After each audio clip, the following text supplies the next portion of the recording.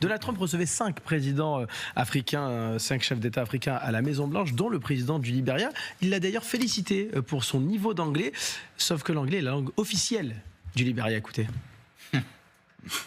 Où avez-vous appris à parler si joliment? Où avez-vous été éduqué? Au Libéria. Oui, monsieur. Eh bien, c'est très intéressant. C'est un très bel anglais. Il y a des personnes à cette table qui ne parlent pas aussi bien que vous. C'est vrai que c'est lunaire. Donald Trump, ignorant et raciste, nous dit François Clémenceau. 60 secondes pour convaincre. Tu es gentil, tu viens d'où? Ah, tu es un petit Africain. Et tu parles l'anglais, c'est remarquable. Mais c'est incroyable de ne pas savoir que le Libéria a été fondé par des anciens esclaves noirs américains.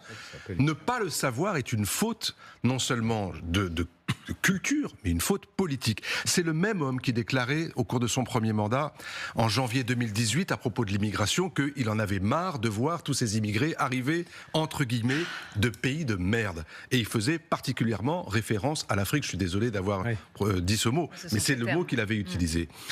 C'est le même qui, au mois de mai, récemment, recevait le président sud-africain pour lui essayer de lui faire comprendre, avec des photos à l'appui, que son pays était en train de commettre un génocide contre la minorité blanche. Manque de culture, hein. Manque de savoir-vivre, manque d'élégance, manque de tout ce qui fait que quelqu'un ne tombe pas dans ce piège évident du racisme.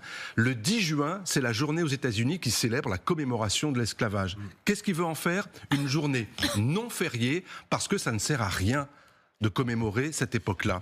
À force de prendre des mesures comme ça et de dire ce qu'il dit, il est effectivement en train de cultiver une part du racisme américain qui existe, qui a toujours été là, mais qui est en son un fonds de commerce. C'est vrai qu'il a fait preuve d'inculture complète. Complète. Et puis, non, la scène est absolument terrible. Car regardez le drapeau du Libéria, d'ailleurs. Terrible, et évidemment, les réseaux sociaux l'ont énormément partagé, et à raison.